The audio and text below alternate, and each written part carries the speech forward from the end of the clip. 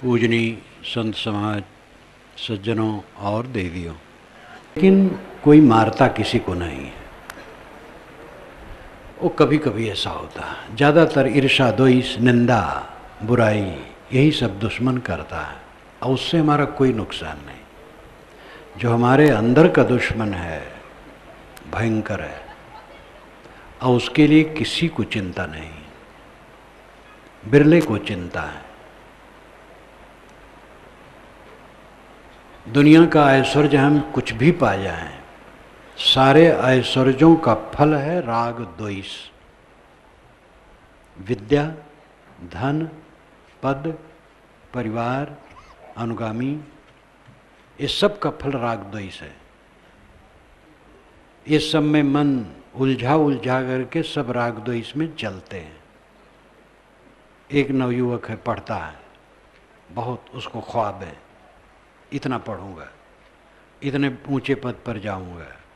वो सब होता नहीं, हो जाता है, लेकिन हो जाने के बाद वो देखता है कि मैं व्यर्थ हूँ। एक कलेक्टर, एक कमिश्नर, एक बड़ा जज, अंत में अपने को खाली खाली पाता और अशांत है, पीड़ित है। बड़ा विद्वान है और दिमाग उसका धुआंधार है, अब व्यवस्थित है। धार्मिक क्षेत्र में बड़े महंत हैं, बड़े गुरु हैं, जगत गुरु हैं, लेकिन चित्त उद्वेगित है, अशांत है। चाहे गृहस्थों का ऐश्वर्य, चाहे साधुओं का ऐश्वर्य, ये सारा ऐश्वर्य राग द्वेष का कारण हो सकता है, कल्याण का कारण नहीं। इस ऐश्वर्य को सेवा में विनय पूर्वक लगाना चाहिए, फिर वो बाधा नहीं करेगा। धर्म की इसीलिए जरूरत है।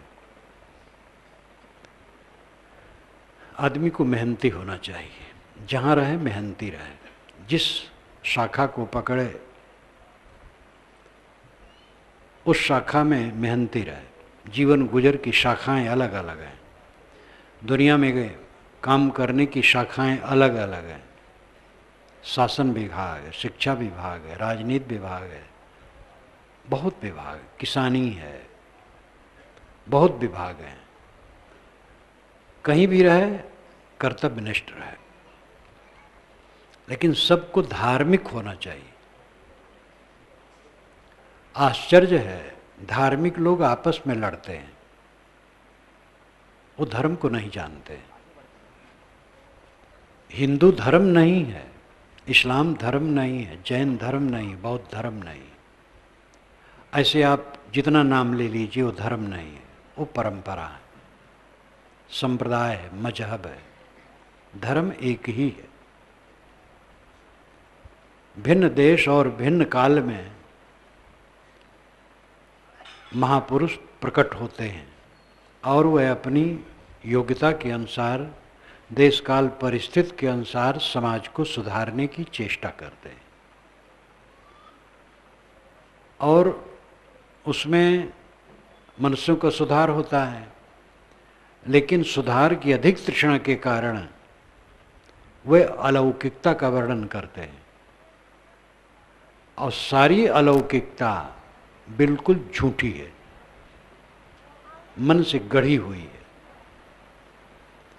और अलौकिकता पेश करते हैं, चमत्कार, और उसी में और राग द्वेष की बात बढ़ती है। हमारा महापुरुष ईश्वर का अवतार है अथवा ईश्वर का दूत है, उसकी बात नहीं मानोगे तो नरक में जाओगे, भवबंधन में भटकते रहोगे। हमारी किताब अलौकिक है, उसको नहीं मानोगे तो नरक है। हमारा संप्रदाय अलौकिक है, ईश्वर का दिया हुआ है, उसको नहीं मानोगे तो नरक में जाओगे। चाहे जितना पवित्र हो, लेकिन नरक में जाओगे। ये सब कितना खतरनाक है। अलौकिक कुछ नहीं। जितने महापुरुष हुए हैं केवल मानव हैं, हम आप सरीखे। वे बहुत तेजवान थे, प्रतिभावान थे, उन्होंने बहुत काम किया, वंदनीय हैं। लेकिन हैं मनुष्य केवल। और दुनिया की जितनी किताबें हैं सब मनुष्य की रचनाएं हैं, चाहे कितनी पुरानी हो चाहे नई हो। और दुनिया के जितने संप्रदाय हैं सब मनुष्य के चलाए हैं। अलौकिक कुछ भी नहीं है। अलौकिक उसे कहते हैं जो ऐसे ही प्रकट हो जाए, कारण कार्य की व्यवस्था उसमें कुछ न हो। एक जगह मैं रहा, प्रवचन कर रहा था, बहुत पुरानी घटना है, 40 वर्ष से भी पुरानी, छत्तीसगढ़ की बात है। वहाँ पास में चर्च भी है, चर्च के लोग भी बैठे थे। बूंदाबांदी आ गई, लोग उठ पड़े, बरामदे में आ गए, बाकी लोग बिखर गए। तो चर्च के पादरी ने कहा, महाराज हमारे यहाँ एक कार्यक्रम था, तो मैं वहाँ था और हमारे बड़े पादरी आए थे। बादल उठा और पानी, बूंदाबांदी होने लगे। उन्होंने हाथ उठाया, जय यीशु, हट जा, और बादल हट गया। सब हंसने लगे क्योंकि वहाँ पारखी विचार के थे। आज धार्मिक लोग आंख में धूल झोंकने के अलावा क्या करते हैं? जनता की आंख में धूल झोंकते हैं। पानी बरसना कोई नहीं रोक सकता है। जब प्राकृतिक नियम के अनुसार बरसना होगा, बरसेगा, कोई नहीं रोक पाएगा। और कोई पानी नहीं बरसा पाएगा। वैज्ञानिक साधन से प्रयोग करे वो अलग विषय है। खाली वही दोषी नहीं है चर्च वाले, ये दोष सर्वत्र है। हमारे गुरुजी आकाश में उड़ते हैं, हमारे गुरुजी सब कुछ जानते हैं, दूसरे लोग नहीं जानते। हमारे गुरु सर्वज्ञ। अनेक जगह मैं गया तो वहाँ के लोगों ने कहा, इस दुनिया में आजकल उद्धार करने वाले केवल हमारे गुरु और कोई नहीं है। और दूसरे ने वही कहा, आपके ख्याल से मैं नास्तिक हूँ, मेरे ख्याल से आप नास्तिक हैं। और सब मिला के सब नास्तिक, क्योंकि सभी संप्रदाय वाले तो यही कहते हैं कि दूसरे नास्तिक है। सब मिला करके सब नास्तिक है। धर्म वालों ने बड़ा प्रपंच कर रखा है। ये धर्म नहीं है। संप्रदाय बुरा नहीं है। एक संप्रदाय में बहुत लोग चलते हैं, एक नियम से चलते हैं और सदाचार का पालन करते हैं, आत्मशोधन करते हैं, बहुत अच्छा है। लेकिन सभी संप्रदाय केवल संप्रदाय हैं, अलौकिक कुछ नहीं है। किसी संप्रदाय से मोक्ष और स्वर्ग होगा, किसी से नहीं होगा, ये बातें बिल्कुल झूठी है। स्वर्ग है मन की पवित्रता, मोक्ष है मन की निर्मलता, निर्मोहता। ये किसी संप्रदाय से नहीं जुड़ा है। किसी संप्रदाय में व्यक्ति हो, अब उससे साधना ले करके जीवन शोध है, बहुत अच्छा है। कबीर साहब ने कहा, जेते औरत मर्द उपाने सो सब रूप तुम्हारा, कबीर पोगरा अल्लाह राम का सो गुरपीर हमारा। जितने औरत मर्द हैं सब तुम्हारे रूप हैं। लोग कहते हैं कबीर ने ब्राह्मण शूद्र की एकता कही, हिंदू मुसलमान की एकता कही, स्त्री पुरुष की एकता नहीं कही। स्त्रियों की उन्होंने निंदा की। ऐसा कहने वाले बीजक के अध्ययन से रहित हैं। जहाँ कहीं ऐसी बात है वहाँ स्त्री निंदा नहीं है। श्रृंगार रस के कवियों ने स्त्रियों का इतना वर्णन किया, उनके अंगलालित्य का, स्त्रियों को उन्होंने खिलौना बनाया है। विदुषी स्त्रियों को इनसे नाराज होना चाहिए, श्रृंगार रस के कवियों से, जो स्त्रियों के अंगों का बहुत उछाल करके वर्णन किया है और उसका परिणाम हुआ स्त्रियां सताई गई हैं। संतों ने स्त्रियों के शरीर की गंदगी का जो वर्णन किया है, उससे तो मन और उससे हटता है और स्त्रियों की बचत है। पुरुष का शरीर भी वैसे गंदा है, लेकिन पुरुष ज़्यादा साधक हुए और लेखक हुए तो अपना मन रोकने के लिए उन्होंने ऐसा किया। अथवा अन्य साधकों के सुधार के लिए किया। लेकिन तथ्य यह है, स्त्री और पुरुष दोनों का शरीर मल का पिंड है, टट्टी पेशाब का पिंड है। ये कोई व्याख्या करने की चीज नहीं, विश्लेषण किया जाए तब आप समझेंगे। हड्डी की झोपड़ी है, टट्टी पेशाब भरी है, चाम लपेटा है, रोगों का घर है, उद्वेगों का घर है, बंधन का घर है। न संभालो तो गड्ढे में जाओ, ऐसा है पाप पुंज शरीर। स्त्री का शरीर, पुरुष का शरीर, सबका। और यही कल्याण का रास्ता भी है। इसी में विष है, इसी में अमृत है। आप उसको जैसा चाहें करें। मन और इंद्रियों पर संयम कर लें, अमृत हो जाए। असंयम करें, विष हो जाए।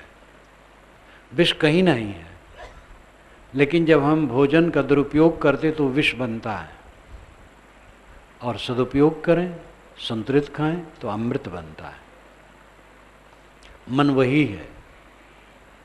अगर मन को कुकर्म में लगाएंगे नरक करेगा, सुकर्म में लगाएंगे कल्याण करेगा। तो स्त्री और पुरुष, कबीर साहब ने बीजक में बराबर ये कहा है, जेते औरत मर्द उपाने सो सब रूप तुम्हारा। कबीर पोगरा अल्लाह राम का सो गुरु पीर हमारा। जितने औरत मर्द हैं सब तुम्हारे रूप हैं। यहाँ अर्थ है कि औरत मर्द के अंदर में जो बैठा हुआ आत्मा है सब समान है। कबीर पोगरा अल्लाह राम का। कबीर तो अल्लाह और राम का पोगरा है, बालक है, नूर है। कबीर पोगरा अल्लाह राम का। अल्लाह राम का जो पोगरा है, कबीर उसको गुरु पीर मानते हैं। अल्लाह राम का पोगरा कौन है? अल्लाह से अर्थ है सामी परंपरा का ईश्वर। राम का अर्थ है आर्य परंपरा का ईश्वर। हमारे सामने सामी परंपरा, आर्य परंपरा, ये दो परंपराएं हैं। सामी परंपरा यहूदी, ईसाई, इस्लामी के लोग हैं, इस्लाम के लोग हैं। नूह के पुत्र साम, हेम, एपेत 3 हैं। ये बाइबल में कथा आती है। साम सबसे बड़े हैं। साम के वंशज यहूदी हैं। यहूदी से ईसाई निकले और उसी में इस्लामी है। यहूदी, ईसाई, इस्लामी को सामी परंपरा कहा जाता है। तो उनके लिए साहब ने अल्लाह शब्द कहा, और आर्य परंपरा के लिए राम शब्द कहा। राम शब्द यद्यपि पुराना नहीं है। राम शब्द उपासना की दृष्टि से 1000 वर्षों से है। 1000 वर्ष के पहले राम शब्द उपासना के रूप में नहीं था। वाल्मीकि रामायण में, ऋग्वेद में पृथ्वेन दोसीम असुर राम, ये 4 राजाओं का नाम आता है जो बलवान है। असुर राम, राम असुर है। असुर का मतलब बलवान। असु कहते हैं प्राण को, प्राण का अर्थ बल है, और असुर का मतलब बलवान। बलवान राम एक राजा है। ऐत्रेय ब्राह्मण में मार्गवे राम है, जो यज्ञ कराने वाले ब्राह्मण हैं। राम नाम के व्यक्ति हुआ करते थे। वाल्मीकि रामायण श्री राम एक महान पुरुष हैं, जिसमें अयोध्या से युद्ध कांड तक पहले बना, फिर बालकांड उत्तरकांड बना। बालकांड में, उत्तरकांड में विष्णु के अंशावतार चारों भाइयों को कहा गया, लेकिन पूरी वाल्मीकि रामायण में कहीं नहीं कहा गया कि राम नाम जप करना चाहिए, राम नाम जप से कल्याण है, आराधना करना चाहिए, कहीं नहीं कहा गया। राम नाम की महिमा और राम को पूर्ण परमात्मा की कल्पना ये 1000 वर्षों से है। कबीर साहब के ज़माने में कई सौ वर्षों से राम नाम चल रहा था, और वैष्णव से उनका निकट संबंध था, इसलिए उन्होंने राम शब्द लिया, और राम ही शब्द को उन्होंने चुना। आर्यों की परंपरा का ईश्वर अल्लाह राम। अल्लाह अल इलाह अल्लाह, अरबी भाषा का है शब्द है अल्लाह। अल और इलाह दो पद मिलकर के अल्लाह शब्द बनता। अल आदरणीय, इलाह पूज्य। एक दिन मैंने कहा था जैसे इंग्लिश में द आदर के लिए द लगाया जाता है, दी द, और अरबी में आदर के लिए अल लगाया जाता है। तो अल का अर्थ है आदरणीय और इलाह का अर्थ है पूज्य। अल्लाह आदरणीय और पूज्य। आपके ऋग्वेद का पहला मंत्र है अग्निमीले पुरोहितम यज्ञ से देव मृत्युजम होतारम रत्न धातमम। अग्निमीले पहला शब्द है। अग्निमीले में दो पद है, अग्निम ईले। साणाचार्य ने भाष्य किया है अग्नि नामकम देवम। अग्नि तो अग्नि नाम का देवता है, और ईले अस्तौमि। ईले का अर्थ है अस्तौमि, अस्तुत योग्य, क्योंकि ईड़ अस्तुताविद धातु, ईड़ धातु अस्तुति परक है। संस्कृत कोश में आप कहीं भी पढ़िए ईड, डा और ढा में संस्कृत में बिंदु नहीं लगता है, कहीं हिंदी में लगता है। संस्कृत में, संस्कृत कोश में देखेंगे ईड, ईड, ईल, इलाह एक बात है। अग्निमीले, अग्निम ईले, ईल अस्तुति परक है, ईल पूज्य के लिए है और इलाह पूज्य के लिए है, दोनों बात एक है।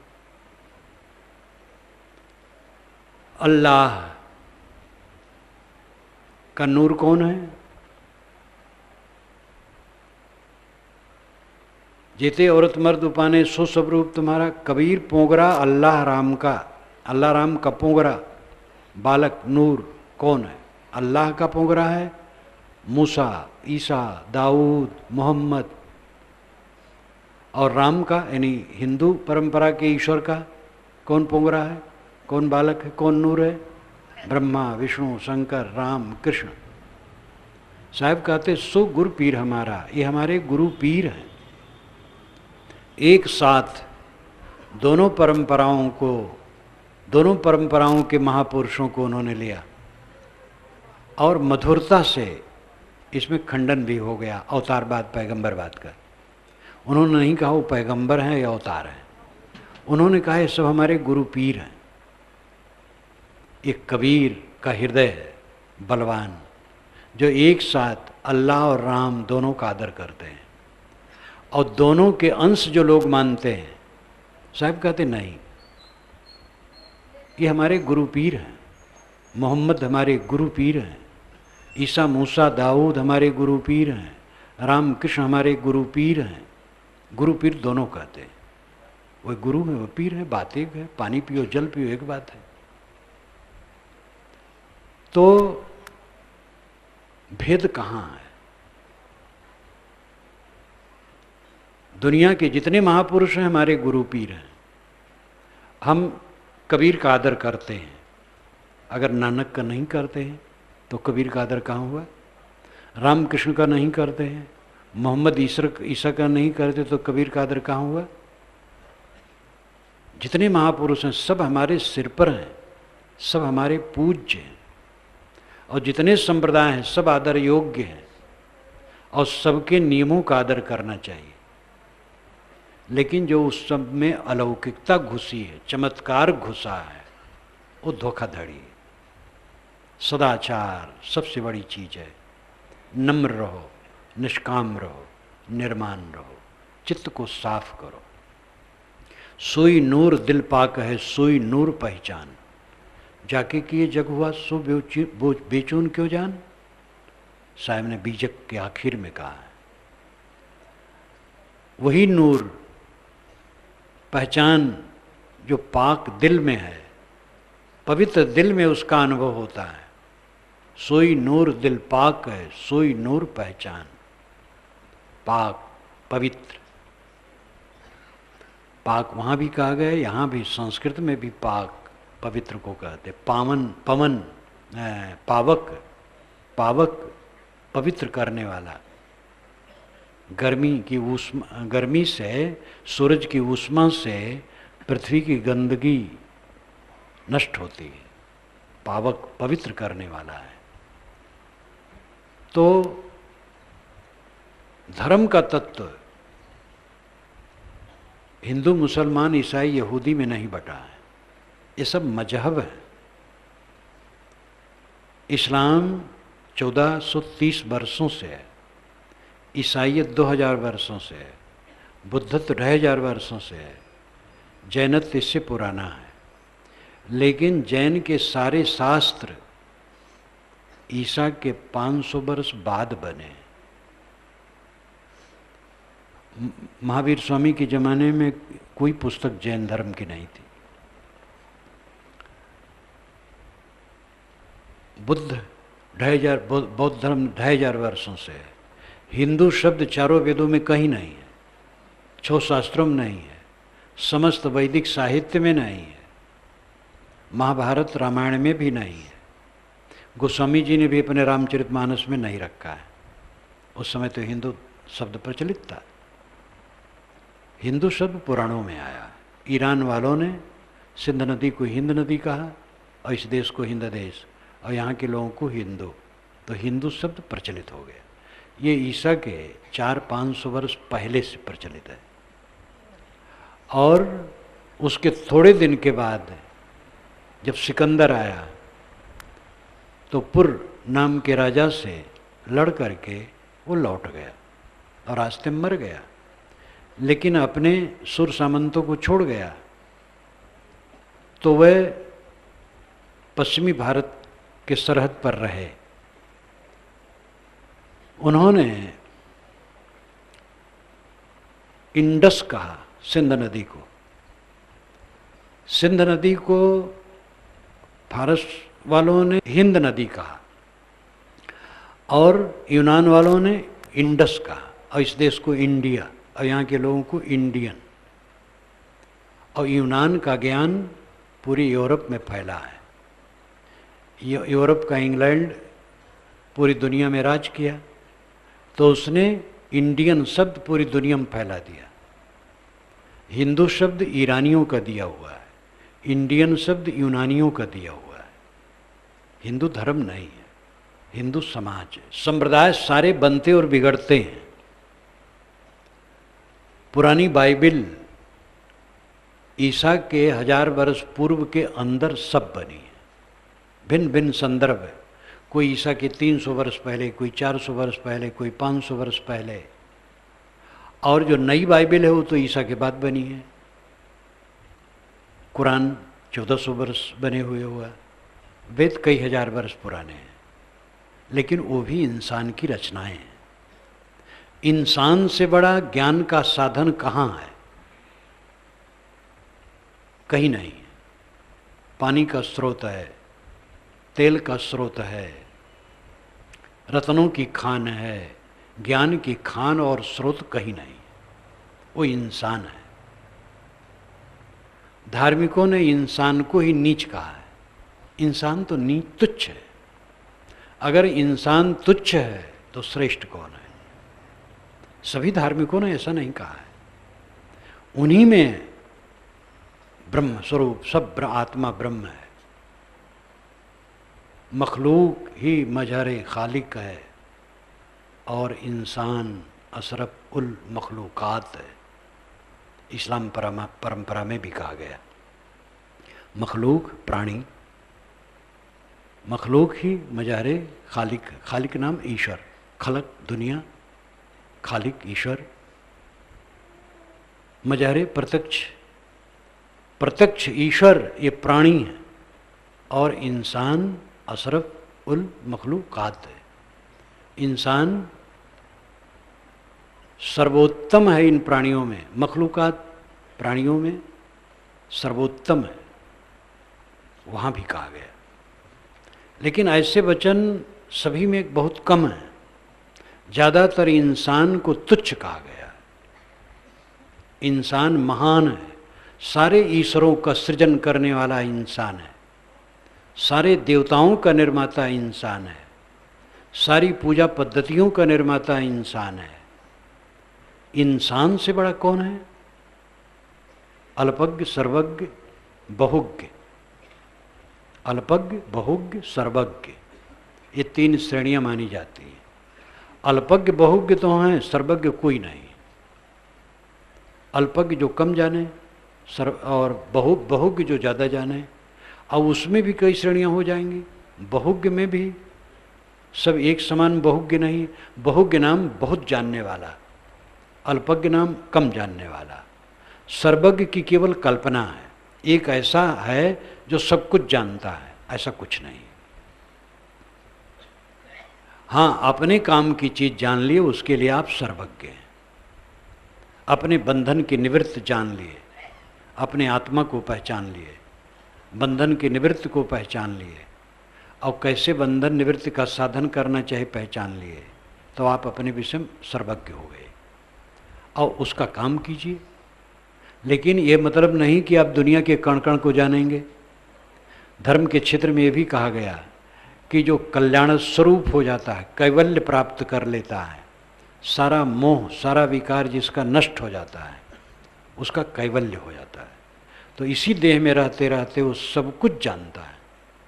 जहाँ हम बैठे हैं नीचे क्या है सब जानता है, ये मकान में कमरे में कहाँ क्या है सब जानता है, और यहाँ से 10 अरब किलोमीटर दूर पर कोई लोक है, वहाँ सब कुछ यहीं से देखता है। ये सब बेकार की बातें हैं। सर्वज्ञ कोई नहीं है, अल्पज्ञ हैं, बहुज्ञ हैं। ज्ञान का सबसे बड़ा खजाना मनुष्य है। उसी ने सारे शास्त्रों को बनाया है, उसी ने सारे देवताओं को रचा है, और उसी ने सारे ईश्वरों को रचा है, नाना मत के ईश्वर। और लोग कहते हैं हमारी किताब ईश्वर की दी हुई है। ईश्वर अगर कई हैं तो मीटिंग करके बता दें कि हम लोग कई हैं भाई, और इतनी इतनी किताबें भेजे हैं। अब अगर एक ही है तो वो भी बता दे, आज तक नहीं बता पाया, और उसके चेले सब लड़ते हैं, हम आस्तिक हैं तुम नास्तिक हो।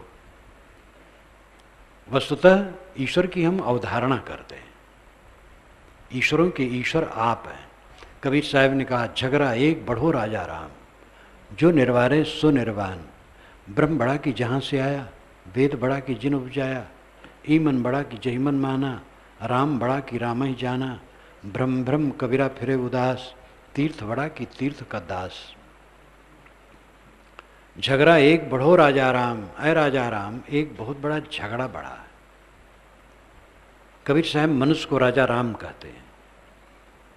जो निर्वारे सो निर्वाण, जो इसका निर्वार करेगा, निर्णय करेगा, वो निर्वाण कल्याण प्राप्त करेगा। ब्रह्म बड़ा कि जहाँ से आया, ब्रह्म बड़ा है कि ब्रह्म की कल्पना करने वाला बड़ा है। ब्रह्म बड़ा नहीं, ब्रह्म की कल्पना जहाँ से होती वो बड़ा है। ब्रह्म की कल्पना किसने की? मनुष्य ने। इसलिए मनुष्य ब्रह्म है स्वयं। और उपनिषद के ऋषियों ने यही कहा, अहम ब्रह्मास्मि, अहम मैं ब्रह्म श्रेष्ठ, अस्मि हूँ, मैं ब्रह्म हूँ। अहम ब्रह्मास्मि में 2 पद है, एक क्रिया है। अहम और ब्रह्म ये 2 पद हैं, और अस क्रिया है। अस नाम होना है क्रिया है, सहायक क्रिया है। अहम ब्रह्मास्मि, मैं ब्रह्म हूँ, ये ऋषियों ने कहा। मंसूर ने कहा अनलहक, मैं सत्य, इस पर उनको मार डाला गया। ये दुर्भाग्य मनुष्य का।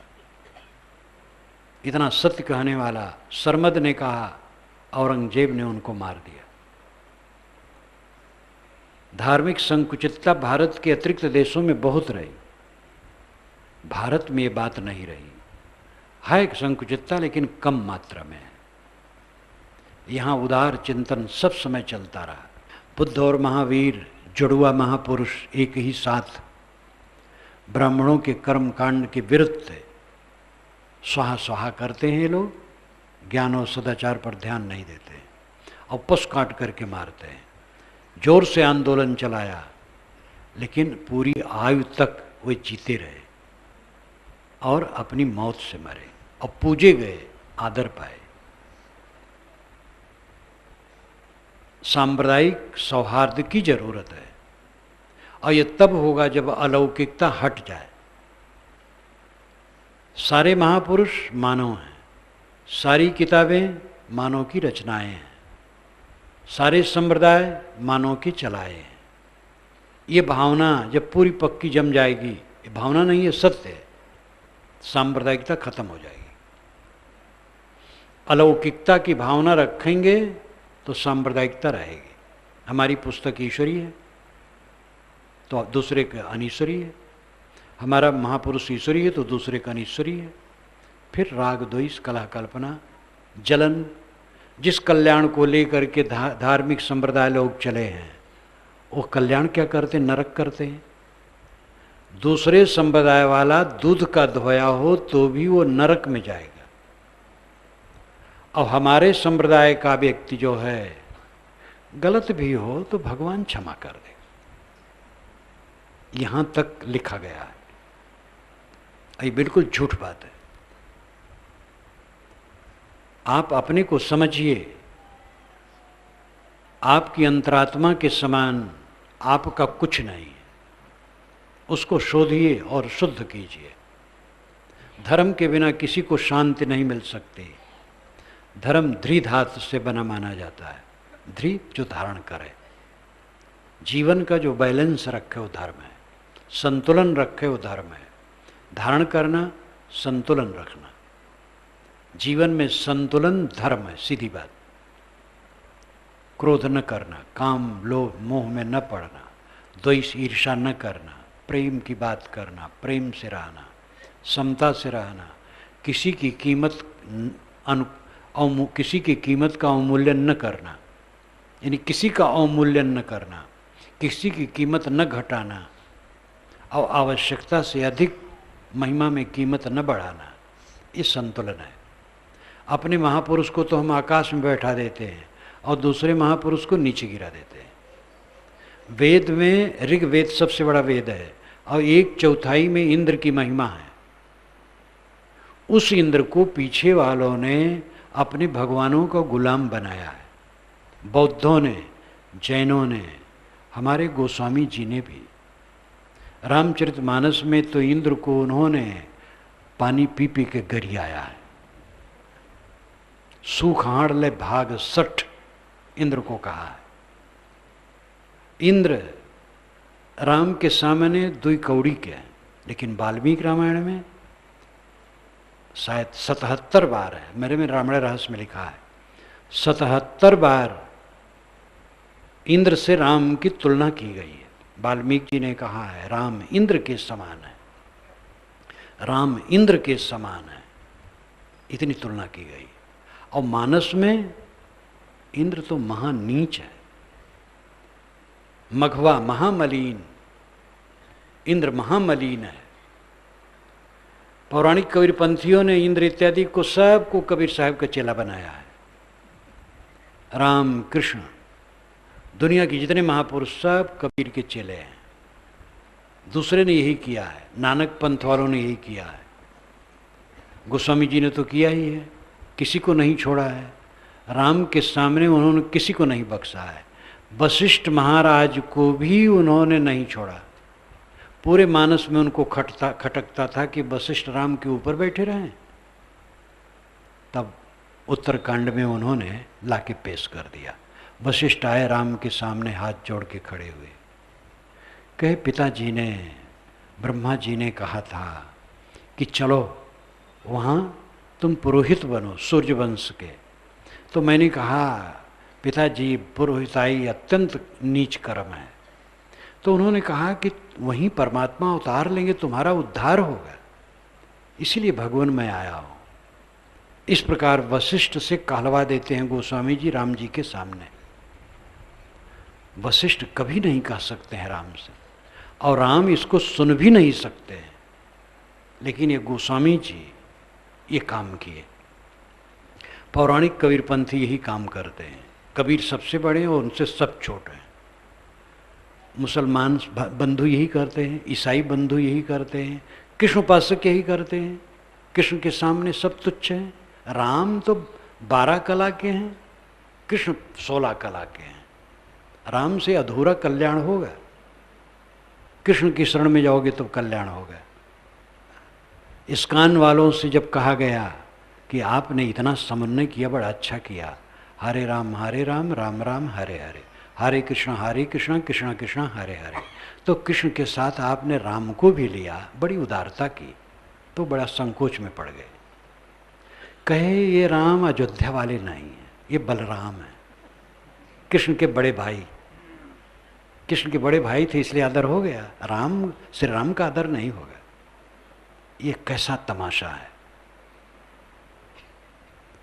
अपने महापुरुष के सामने दूसरे को हम देखना भी नहीं चाहते, और उनको ये भी नहीं हम उदारता रखते हैं कि उनका कल्याण होगा। तो ये धर्म है कि अधर्म है?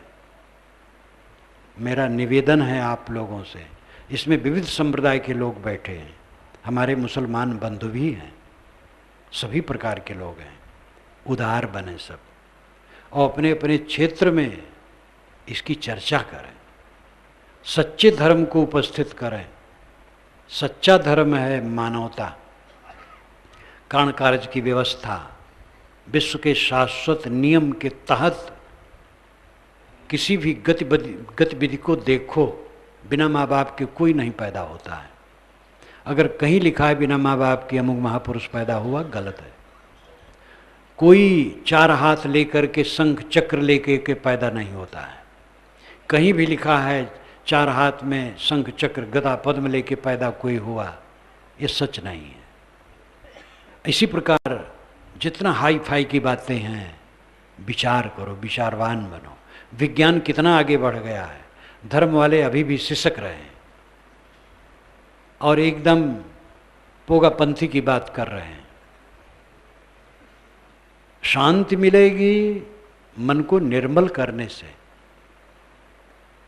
न तो राम, न कृष्ण, न कबीर, न बुद्ध, न अन्य कोई हमारे मन को शांत कर पाएंगे। उन महापुरुषों के वचन, उन महापुरुषों की अच्छी प्रेरणाएं हम लें और स्वयं काम करना पड़ेगा। और सब आदरणीय हैं, सब पूज्य हैं। इसी सिलसिले में मेरा एक संस्मरण आ जाता है, अभी भी आ गया।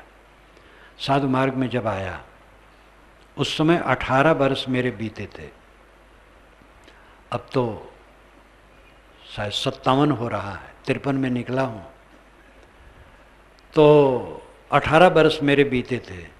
एक आर्यसमाजी बंधु थे जो मेरे शरीर के पिता के मित्र थे और आते जाते थे, मिलते जुलते थे। वे सुने तो आए जहाँ मैं था। मैं एक खेत में बैठा अध्ययन कर रहा था, वो वहाँ गए, मिले, बैठे, बहुत खुश हुए, 18 वर्ष पर मिले। लेकिन उनके मन में हौल रही थी बात, आर्यसमाजी थे। उन्होंने कहा, महाराज आप वैदिक परंपरा के व्यक्ति हैं, वैदिक परंपरा आपने छोड़ दिया, कबीर पंथ स्वीकार लिया, तो वैदिक परंपरा से आपने कबीर पंथ को ऊंचा समझा?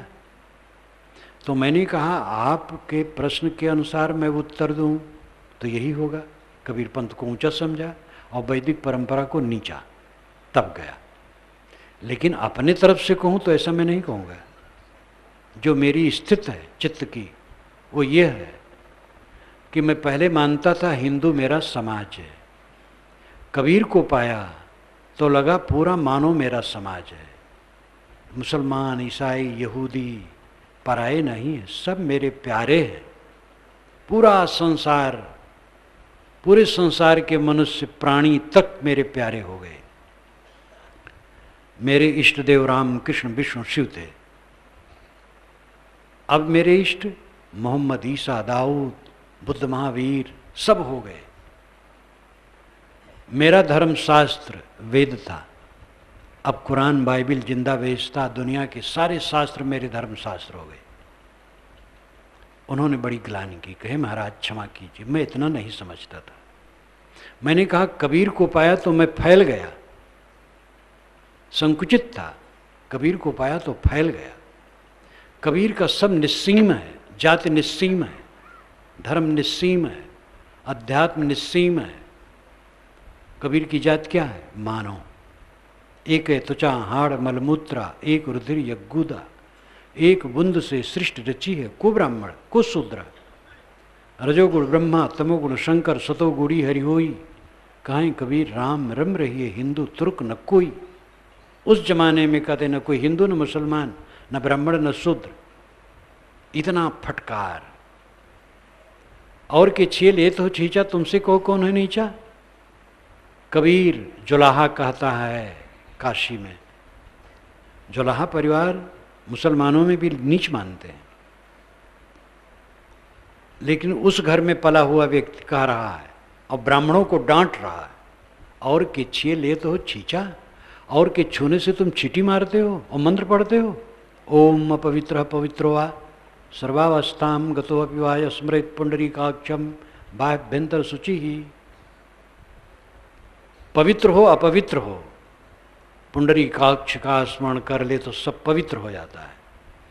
तो पवित्र मंत्र पढ़ते हो, तुमसे कौन नीचे। ये कहना मामूली बात नहीं है। कबीर ऐसे जीवट के व्यक्ति थे, वे मानते ही नहीं थे कि कोई छोट बड़ा होता है। गलत है उसको कहना है, सही की प्रशंसा करनी। और इसीलिए कबीर दुनिया में एक इतिहास में पुरुष हुए जिसको हिंदू मुसलमान दोनों माने, दोनों के गुरु पीर हुए। और अंतिम में दोनों ने अंत्येष्ट संस्कार करना चाहा तो कहते हैं, एक विद्वान मेरी पुस्तक ले गए कि महाराज कबीर साहब के जन्म का समाधान तो आपने कर दिया है कि वो मनुष्य थे, लेकिन अंतिम में जो उनका शरीर फूल हो गया वो कैसे है। मैंने कहा जब जलाया जाता है शरीर तो जो अस्थि बचती उसको फूल कहते हैं, और उसी को बांट करके कब्र बनाए होंगे, समाधि बनाए होंगे। लाश फूल कभी नहीं हो सकती। लाश ढक जी जा चद्दर से तो फूल हो जाएगी, कदापि नहीं होगी। ये कारण कारज की व्यवस्था ही नहीं है, विश्व नियम और शाश्वत नियम के अनुकूल ही नहीं है, कैसे हो जाएगा। महिमा में कहा गया है।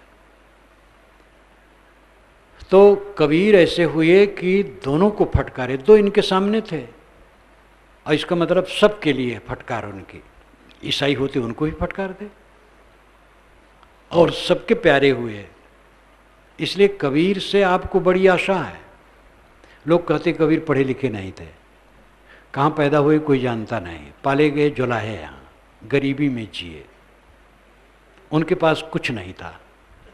लेकिन उनके पास जितने हीरे मोती हैं पूरी दुनिया में चमक रहे हैं। आप क्यों निराश हैं। कबीर की याद कीजिए, सतपथ पर चलिए, कबीर हो जाइए, चमक जाइए। मत मानिए आप हीन हैं। कबीर में हीन भावना नहीं, गरजते हैं और छिपाते नहीं। जात जुलाहा अपने कहते हैं, छिपाते नहीं हैं। वैदिक ऋषि भी अपने को छिपाते नहीं हैं, खुल करके कहते हैं। कारो रहम ततो भिषग उपल प्रक्षणी नना। कारू अहम, मैं कारू हूँ। कारू नाम शिल्पी, कारीगर, बढ़ई मैं हूँ, लकड़ी छीलता हूँ। वेद का मंत्र वो ऋषि बनाता है और कहता मैं लकड़ी छीलता हूँ, बढ़ई हूँ। ततो भिषक, मेरा तात भिषक है, वैद्य है, दवाई कूटता है। उपल प्रक्षणी नना, मेरी माता उपल प्रक्षणी है, जो भूनती है, भड़भूज है। एक बात पर भी ध्यान दें, तत् और नन, ये विलक्षण शब्द का प्रयोग वेद में हुआ है माता और पिता के लिए। तत् नन, ततो भिषक, ततो भिषक यानी तत् भिषक है, वैद्य है। और नना, नना क्यों है? क्योंकि वो नम्र हो जाती है। माता दूध पिलाती है बच्चों को तो नम्र हो जाती, झुक जाती है। ये यास्क मुनि ने भाष्य किया है। ऋषि कहता है मैं बढ़ई हूँ, मेरा पिता वैद्य है, मेरी माता भड़भूज है। और धन के लिए हम नाना काम करते हैं। जैसे चरागाह में गायें घास खोजती और चरती, वेद के ऋषि सब काम करते हैं अपना। हल जोतते हैं, सीरा जुंजंत गवयो, ये वेद का मंत्र है, छोटा सा अंश है उसका। सीरा, सीर हल, सीरा बहुवचन में है। युंजंती, जोतते हैं। कवयो, कवि, कवि नाम अंतर्दृष्टा, पारदर्शी लोग, हिंदी में तो कवि कविता बनाने वाला है और एक बोतल शराब पी करके मंच पर कविता गाने वाला है, लेकिन संस्कृत का कवि पारदर्शी होता है। संस्कृत में कवि का अर्थ होता है जिसने आर पार देख लिया है। तस्मिन् दृष्टे परावरे भिद्यते हृदय ग्रंथि छिद्यन्ते सर्व संशया क्षीयन्ते चास्य कर्माणि तस्मिन् दृष्टे परावरे।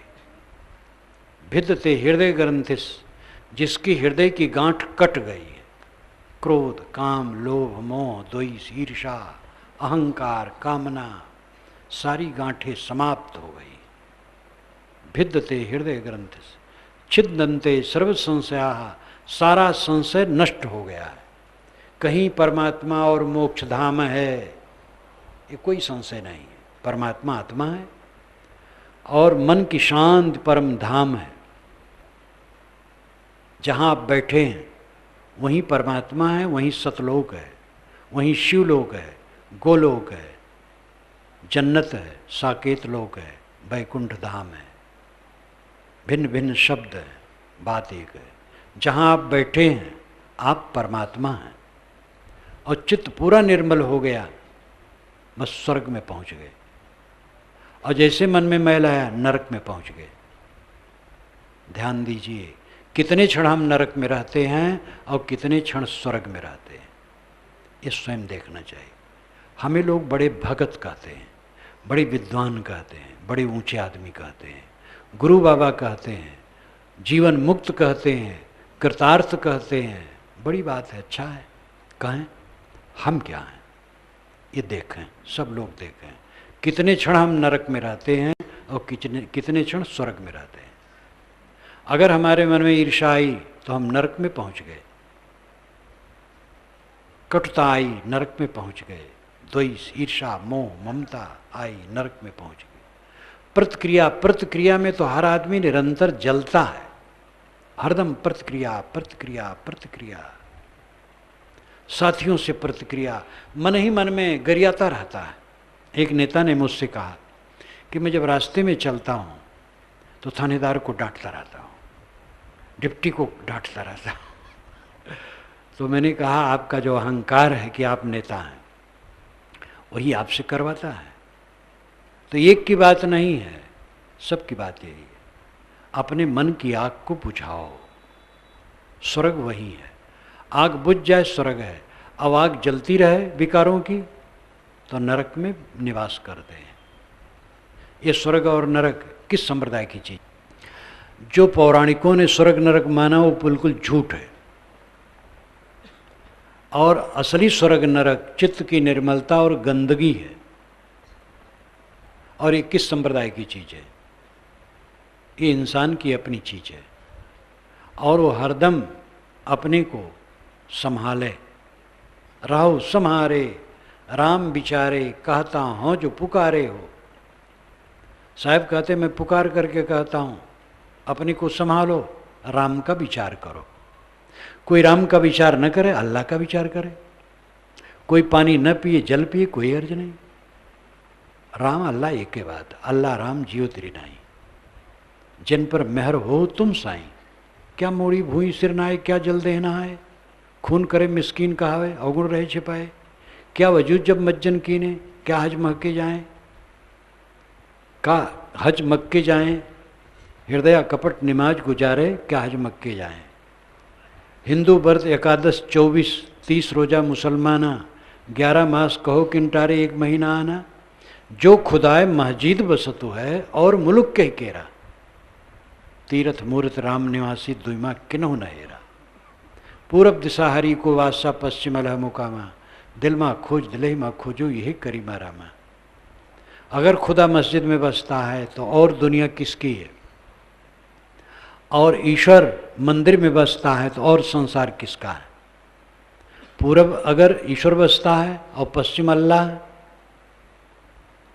तो अल्लाह ईश्वर दो हो गए। फिर साहब कहते ऐसी बात नहीं। दिल माँ खोज दिले माँ खोजो, यही करीमा रामा। हिंदू लोग पूरब तरफ मुख करके उपासना करते हैं क्योंकि हिंदुओं का जो मूल ग्रंथ वेद है उसमें सबसे बड़ा देवता आदित्य है।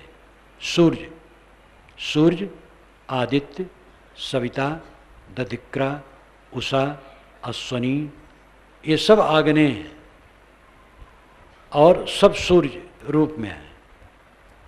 आदित्य एकम सद विप्रा बहुधा वदंती, एक ही सत को विद्वान लोग अनेक प्रकार से कहते हैं। तो एक सत कौन है? आदित्य। वहाँ प्रसंग पढ़ो तब पता लगेगा। सूरज ही श्रेष्ठ देवता है, लेकिन आगे चल करके सूरज को खारिज किया गया है, आत्मा पर जोर आया है। लेकिन वेदों में जोर है सूरज का, इसलिए सूरज उगा तो उधर मुख करके हिंदू लोग उपासना करते हैं। हिंदुओं का किबला है, किबला नाम जो सामने हो। मुसलमानों का किबला काबा है। हजरत मोहम्मद एक दिन नमाज पढ़ते हुए काबा की तरफ मुख कर लिया तो अपना किबला वही मान लिया। फिर मुसलमान लोग उसी तरफ मुख करके करते हैं। जो अरब के पश्चिम होंगे वे पूरब तरफ मुख करके करते होंगे, क्योंकि काबा वहाँ से पूरब है। काबा ही उनका किबला है, सामने उपासना का आधार है। तो एक मान्यता है, न कि पश्चिम अल्लाह बैठा है और पूरब ईश्वर बैठा है। इसलिए साहब कहते दिल माँ खोज, दिल ही माँ खोजो, यही करी मारामा। दिल में समझो, ये जो दिलदार है, दिलकश है, सबके अंदर में बैठा है, वही परमात्मा है, वही राम है, वही रहीम है। सारे शब्द तो देश काल सापेक्ष हैं। गॉड शब्द बहुत प्रचलित है पूरे विश्व में, लेकिन ये कुल 600-700 वर्षों से, 600 वर्ष के पहले गॉड शब्द का प्रचलन नहीं था। अब गॉड शब्द पूरी दुनिया में फैला है। गॉड, राम, ईश्वर, अल्लाह, खुदा, ये शब्द सब मनुष्यों के बनाए हैं, लेकिन ये सब का जो सार है वो अंतरात्मा है। सबकी अंतरात्मा, अंतरात्मा परमात्मा है। अपने को पहचानो, अपनी तरफ लौटो और अपने चित्त को शुद्ध करो, यही धर्म है। जीवन का संतुलन धर्म में जीना है। अब धर्म के नाम पर जो कर्मकांड हैं, वो कर्मकांड कुछ हद तक ठीक है लेकिन कर्मकांड हो जाए तो गलत है। कोई नमाज पढ़ता है, कोई पूजा करता है, आरंभिक साधना में कुछ करते हैं, अच्छा है। किसकी शादी, किसका गम, हु अल्लाहु दम पर दम। जो मस्त हो गया उसके लिए नमाज की कोई ज़रूरत नहीं, पूजा की कोई ज़रूरत नहीं। सब समय उसकी नमाज है, सब समय पूजा है। लेकिन इतना नहीं समझता, पूजा नमाज कुछ करता, पढ़ता, अच्छा करता है, उसी में अटक न जाए। हम अटक जाते हैं। अपने मन को साधने के लिए एक खूंटा चाहिए, मन को ठहराने के लिए। ध्यान कैसे, कई लोग पूछते हैं ध्यान कैसे, भीड़ में कितना बताऊं, थोड़ी चर्चा कर दो। मन चंचल है, क्योंकि विषयासक्त है, पामर है। पहले वैराग मन में लाओ, सारे विषय नश्वर हैं, कुछ रहेगा नहीं किसी का। जवानी क्षणिक है, धन क्षणिक है, पद क्षणिक है, सब मिटने वाला है। अपनी इंद्रियों को उलझाओ मत और मन में अनासक्त दिलाओ। चित्त को एकाग्र करने का काम करो। एक खूंटा गाड़ो, उसमें मन को बांधो। किसी महापुरुष का चित्र मन में ले लो, उसी में मन को लगाओ, एक ध्यान हो गया। आंखें बंद करो, बंद आंखों में अंधकार प्रकाश जो दिखाई दे उसी में मन को बांधो, इधर उधर न ले जाओ, तो एक ध्यान हो गया। इसको दृष्टि योग कहते हैं। सांस अपने आप आती जाती है, सांस पर मन ठहराओ, सांस का ख्याल करो और कुछ ख्याल न करो, ये स्वर योग कहलाता है। एक बिंदु की कल्पना कर ली, हृदय में, कंठ में, मस्तिष्क में, कहीं भी, और उसी में मन को ठहराते हैं, ये बिंदु योग है। दोनों कानों में उंगली डाल ली, नाद सुनते हैं, उसी में मन ठहराते, ये नाद योग है। ये सब खूंटे हैं मन को बांधने के लिए। तो गुरुओं ने कहा, आंख बंद करके जो देखते हो, जो चमचमाता है, वो ब्रह्म है। कान बंद कर लेते हो, जो सुनते हो, ब्रह्म है। बिंद जो देखते हो, ब्रह्म है। ये भटका देते हैं, स्वयं भटके, दूसरे को भटकाते हैं। आंख बंद करके जो कुछ आप अंधकार प्रकाश ज्योति देखते हैं वो नेत्रों का विकार है। मन को ठहराने मात्र के लिए वो आरंभिक साधन है। नाद जो सुनाई देता है कान बंद करने पर, शरीर एक यंत्र है, नस नाड़ियाँ चलती हैं तो आवाज़ होती है, बस इतने है। वो कोई ब्रह्म नहीं है। उसको आप जानते हैं, वो आपको नहीं जानता है। आप अपने को पहचानिए। ये सब मन को बांधने खूंटे हैं। अंतिम साधना है साक्षी भाव, जो राजपथ है। नदी के तट पर व्यक्ति बैठा है, नदी की तरंगों को देखता है, उसमें बहता नहीं। ऐसे साधक बैठ करके अपने मन को देखता है। मन क्या करता है, शांत करता है उसको। किसी भी संकल्प में मिलता नहीं है, छोड़ता जाता है, छोड़ता जाता है, छोड़ता जाता है। जो याद आया छोड़ दिया, जो याद आया छोड़ दिया। ये साक्षी भाव है, ये राजपथ है, ये किसी संप्रदाय की चीज नहीं। अब ऐसा दीर्घ काल तक अभ्यास करते करते जब अभ्यास पुष्ट हो जाता है, वैराग्य और अभ्यास दोनों बढ़ जाता है, तब साधक जब चाहता है संकल्प छोड़ के शांत हो जाता है। वैराग्य शब्द जो मैं कहता हूँ, इसको लेकर के गृहस्थ लोग ये न सोचे कि ये साधुओं के लिए है। साधु गृहस्थ स्त्री पुरुष सबको वैराग्य जरूरी है। ये साधु ही केवल मरते, गृहस्थ न मरते तो उनके लिए वैराग्य की जरूरत नहीं। सबको मरना है। मरना है जब अवश्य मोहब्बत करना झूठा, करिए भजन विचार विषय से रहिए रूठा। ये निर्मल साहब ने कहा है। निर्मल साहब की वाणी भी टीका व्याख्या हो करके यहाँ बुकस्टाल में है। जैसे वो निर्मल थे तैसे निर्मल वाणी है, धारदार निर्मल सत्य ज्ञान प्रभाकर। मैं पहले उसी ग्रंथ से प्रभावित हुआ हूँ, भूमिकंप मैंने लिखा है। तो मरना है जब अवश्य मोहब्बत करना झूठा, सबको मरना है। वैराग एक मन की अनासक्ति अवस्था है, कपड़ा नहीं है। ये हम लोग जो कपड़ा पहने हैं, ये कपड़ा वैराग नहीं है, ये वैराग का चिन्ह है। कपड़ा कुछ पहनना चाहिए तो सीधा साधा संतों ने चला लिया। किसी आश्रम में हो, किसी कपड़े में हो, जिसका मन अनासक्त है उसके अंदर वैराग्य है। और अनासक्त हुए बिना कोई साधना सफल नहीं हो सकती है। हजरत मोहम्मद ने अपने अनुगामियों से कहा है हदीस में, सुख के आदि मत बनो, नहीं कुछ नहीं कर सकोगे। सदैव उन्होंने संयम और परहेजगारी पर जोर दिया है। संत ईसा ने यही कहा है, ऋषियों ने यही कहा है। अनासक्त के बिना कोई साधना सफल नहीं होगी। वैराग्य जितना मन में बढ़ेगा, अनासक्ति बढ़ेगी, अभ्यास बढ़ेगा, ये सफलता होगी। जब पूरी सफलता हो जाती है तो साधक मन को देखता और मन शांत हो जाता है। संकल्प उठता ही नहीं, शांत। ये अंतिम लक्ष्य है, ये परम ध्यान है। योगस चित्त वृत्ति निरोध, ये पतंजल महाराज जी का सूत्र है, उसका भी अर्थ यही है। योगस चित्त वृत्ति निरोध, योग चित्त वृत्ति निरोध। योग क्या है? चित्त की वृत्ति का निरोध। चित्त और चित्त की वृत्ति, पानी और पानी की तरंग। पानी तो है लेकिन तरंग नहीं उठती है। चित्त है लेकिन वृत्ति नहीं उठती। वृत्ति कहते लपेट को। जैसे याद आया, सड़क की याद आ गई तो एक लंबा आकार दिमाग में आ गया, सड़क नाम आ गया और सड़क का लंबा आकार रूप आ गया। इतने भैंस की याद आ गई तो भैंस नाम आ गया और भैंस का रूप आ गया। जितनी वृत्ति बनेगी वो कोई नाम और रूप को लेकर आएगी। वृत्तियां जब शांत हो गई तो नाम रूप शांत हो गए।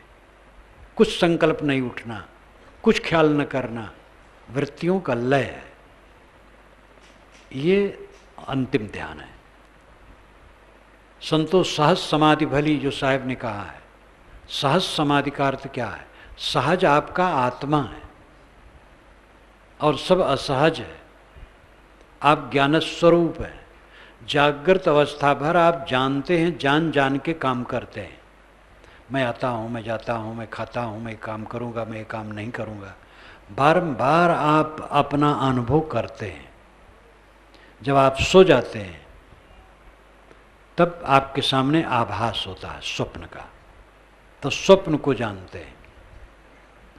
जब आप गाढ़ी नींद में जाते हैं तो गाढ़ी नींद के आनंद को जानते हैं।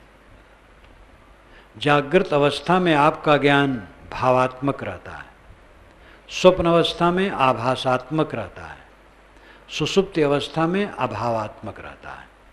लेकिन तीनों अवस्था में आप ज्ञाता हैं। भावात्मक ज्ञान का अर्थ है सत्ता का ज्ञान, सत्ता संबंधी ज्ञान। जैसे समाज बैठा है, इसका अस्तित्व है, भाव है। हम लोग सभी महसूस कर रहे हैं। कबीर नगर के, कबीर आश्रम के प्रांगण में हम लोग बैठे हैं। ये भावात्मक ज्ञान है, सत्ता का ज्ञान है जागृत अवस्था में। जो हम लोग यहीं सो जाएं, सबके सपने अलग अलग होंगे, क्योंकि वो आभासात्मक रहेगा, आभास रहेगा, चीज़ नहीं रहेगी। आप नदी के किनारे होंगे और नदी नहीं होगी। आपके सामने ट्रेन धड़धड़ाती आई है, लेकिन ट्रेन नहीं है, आभास है केवल। सपना में आभासात्मक ज्ञान होता है और सुषुप्त में अभावात्मक ज्ञान होता है। कुछ नहीं जाना, ऐसा सुख से सोया कि कुछ नहीं जाना। कुछ नहीं को कौन जाना? मैं। सुषुप्त उसको ऋषियों ने कहा है। सुषुप्त की परिभाषा दी है, अपने को पाना, स्व अपीत सुषुप्ति। अपने को पाना सुषुप्ति है। स्वनाम खुद, अपीत नाम पाना। इसीलिए गाढ़ी नींद में कोई क्लेश नहीं रहता है, लेकिन नींद खुली तब फिर क्लेश शुरू हो जाता है। जो जागृत सुषुप्त है, उस सब समय आनंद कंद है। जागते जागते जो सोया है, देखता है, खाता है, पीता है, काम धंधा करता है, लेकिन सोया है। सोया किससे है? मोह से। जानता है दुनिया झूठी है, कुछ नहीं रहने वाला है। 100 वर्ष में ये सब सारे पिंड खत्म हो जाएंगे जो बैठे हैं, उसके पहले ही खत्म हो जाएंगे। जितने कार्य पदार्थ हमें दिखाई देते हैं, सब इसी प्रकृति, जड़ प्रकृति से निकले हैं और सब इसी में लीन होते रहते हैं। लेकिन हमारी प्रिय वस्तु जब लीन होती है, हम छटपटाते हैं। यही बंधन है। हम प्रकृति का सहयोग करें तो मोक्ष हो जाए। प्रकृति से वस्तुएं निकली हैं, उपयोग करो अनासक्त होकर, और वे टूट के उसमें मिल रही हैं, उसका सहयोग करो। सहयोग करना क्या है? अनासक्त होकर रहना। तब फिर आप बंधन में नहीं रहेंगे। और चीज़ टूट करके मिल रही प्रकृति में, अब आप रो रहे हैं, तो फिर आपको भटकना पड़ेगा। प्रकृति का सहयोग कीजिए। इसीलिए ज्ञान का अर्थ है अनासक्ति। रो रहा है, कौन ज्ञानी है? कोई बाहर से नहीं रोता, अंदर अंदर रो रहा था, तो फिर क्या ज्ञानी है? ज्ञान का अर्थ है जो सदैव आनंद कंद हो जाए, दुख समाप्त हो जाए। मनुष्यता क्या है? ज्ञान क्या है? सभी मजहबों का उपदेश क्या है? दुखों का अत्यंत अभाव। और ये काल्पनिक नहीं है, जीवन में होता है। मोह का जब बिल्कुल अभाव हो जाएगा, दुख का अत्यंत अभाव हो जाएगा। करने से होगा। जितनी मात्रा में मोह घटेगा, उतनी मात्रा में दुख घटेगा। ये गणित की तरह है। यही सच्चा धर्म है। धर्म कोई अजूबी चीज नहीं है। धर्म कोई अलौकिक वस्तु नहीं है। धर्म आपकी अंतरात्मा की वस्तु है। अपने को शोधो। सोनार सोने को गला करके, मैल जला करके शुद्ध सोना निकाल लेता है। अपने को शोध करके निकाल लो प्रकृति में से। आप शुद्ध बुद्ध चैतन्य हैं, अमर आत्मा, निर्मल स्वरूप हैं। आप में कोई तकलीफ नहीं है। आप स्त्री पुरुष नहीं, ब्राह्मण शूद्र नहीं, काला गोरा नहीं, बालक वृद्ध नहीं है। आप धनी गरीब नहीं, विद्वान अविद्वान नहीं, साधु गृहस्थ नहीं है। आप शुद्ध चेतन हैं, अपने चेतन स्वरूप को समझो, आत्म स्वरूप को समझो और उसका संतुलन रखो। जब तक जीवन है, मन है, इंद्रियां हैं, ये प्रपंच है, इसमें अपना संतुलन बनाए रखो। विभिन्न संप्रदायों में आदमी हैं, सभी संप्रदायों में जो काल्पनिक बातें हैं, अलौकिक बातें हैं, चमत्कारी बातें हैं, उन संप्रदाय वालों को इनकलाब करना चाहिए इसके लिए। लेकिन ये धार्मिकों के प्राण हैं, क्योंकि चमत्कार जितना फैलाओ उतना धनजन बढ़ता है, और धनजन ही उनका धर्म है। ज़्यादा अनुगामी आवे, ज़्यादा पैसा आवे, और उसी में अपने को सड़ाते हैं। जब असत्य को श्रेय दिया गया तो धर्म कहाँ रहा? कोई महात्मा आकाश में उड़ता है, अच्छे अच्छे विद्वान हमारे पास आते हैं, कहते महाराज अलौकिकता तो है, महात्मा तो जो चाहे सो कर दें। मैंने कहा 1000 महात्मा मिल करके गेहूं को चावल नहीं बना सकते, और इतना ही नहीं 1000 ईश्वर मिल करके एक चींटी को चीटा नहीं बना सकते। आप कहेंगे वाह, ईश्वर भी नहीं बना सकता है? ईश्वर तो जो चाहे सो कर दे। ईश्वर तो चाहे सूरज पर कमल खिला दे और कमल पर सूरज खिला दे। बड़ी बात, बड़ी अच्छी बात। ईश्वर से निवेदन करो कि सूरज पर कमल न खिलाए और कमल पर सूरज न खिलाए, धरती से बुराइयों को खारिज कर दे, धरती पर बुराइयां न रहें। मंदिर में, मस्जिद में लोग उपासना में लगे हैं, लोग आए उनको भून के चले गए। बम्बई में ट्रेन में बम रख दिया गया और होटल में मारे गए, जगह जगह खतरा हो रहा है, और ईश्वर बेचारा कुछ नहीं कर पा रहा है। और ईश्वर सूरज पर कमल और कमल पर सूरज खिला देगा? हाई फाई बात करने से धर्म नहीं होता है। ईश्वर विश्वव्यापी नियम है, और नियम है। नियम के अनुसार चलो सुखी रहोगे, नियम के विरुद्ध चलोगे दुखी रहोगे, जिसको ऋग्वैदिक भाषा में ऋत कहते हैं। वैज्ञानिक लोग यूनिवर्सल इटर्नल लॉ कहते हैं, संत लाओ त्से ताओ कहते हैं, विचारवान कारण कार्य की व्यवस्था कहते हैं। सर्वत्र नियम है।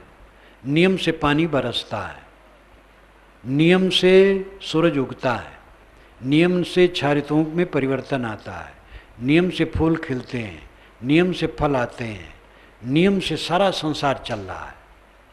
नियम स्वभाव है उसका। लेकिन नियम से हमें सुविधा नहीं है। हमें ऐसा ईश्वर चाहिए जो लड्डू दे दे। नियम तो नियम से चलेंगे तब हमारा कल्याण होगा, लेकिन ईश्वर कृपा कर देगा तो ऐसे कल्याण कर देगा। काम क्रोध लोभ मोह जीतेंगे, ये नियम है। काम क्रोध लोभ मोह जीतो, मन को निर्मल करो, तो ये मन का नियम है, शांति मिलेगी। लेकिन ये तो बड़ा कठिन काम है जीतना उतना। भगवान को मना लो, प्रार्थना कर लो, लड्डू चढ़ा लो और वो मुक्ति दे दे। अब आप मुक्त हो भी गए, मार फूल गए, मुक्त हो गए, लेकिन काम क्रोध लोभ मोह कुछ छुटा नहीं। कैसे मुक्त हो गए? ये हाई फाई बात से कुछ होने वाला नहीं। व्यक्ति ईश्वर की कल्पना ने महा अनर्थ किया है। ईश्वर व्यक्ति नहीं, ईश्वर विश्वव्यापी नियम है, और वो कण कण में है। ईश्वर कण कण में है, कहना बुरा नहीं है। नियम कण कण में है, नियम के तहत सब कुछ चलता है। उसके अनुसार चलोगे सुखी रहोगे। मन का नियम समझो। क्रोध करोगे जलोगे, काम वासना में पड़ोगे जलोगे, ईर्षा द्वेष करोगे जलोगे, क्षमा दया शील संतोष प्रेम करुणा में रहोगे सुखी रहोगे। ये मन का नियम है। अगर 3 रोटी खाने से आपका पेट ठीक रहता है, पेट का नियम जो आपका है, 3 रोटी से पेट ठीक रहता है, तो 4 खाएंगे तो कष्ट होगा, 5 खाएंगे और ज़्यादा कष्ट होगा, 6 खाएंगे तो बीमार पड़ जाएंगे। 1000 ईश्वर मिल करके आपका पेट ठीक नहीं कर पाएगा। कोई ईश्वर नहीं, गुरु बाबा भी नहीं ठीक कर पाएंगे, कोई नहीं ठीक कर पाएगा। लेकिन 3 रोटी खाने से ठीक रहता है। 3 रोटी खाओ, किसी ईश्वर की जरूरत नहीं, किसी देवता की जरूरत नहीं, गुरु से भी प्रार्थना करने की जरूरत उसके लिए नहीं है, अपने आप ठीक रहेगा। गुरु तो ही रास्ता बताते हैं कि तुम नियम से चलो। विश्वव्यापी नियम ईश्वर है और उससे लोग सहमत नहीं, नियम से हमें जरूरत नहीं है। हजरत मोहम्मद ने कुरान में कहा है, अय मुसलमानों, खुदा को गोश्त और खून पसंद नहीं है, तुम्हारी परहेजगारी पसंद है।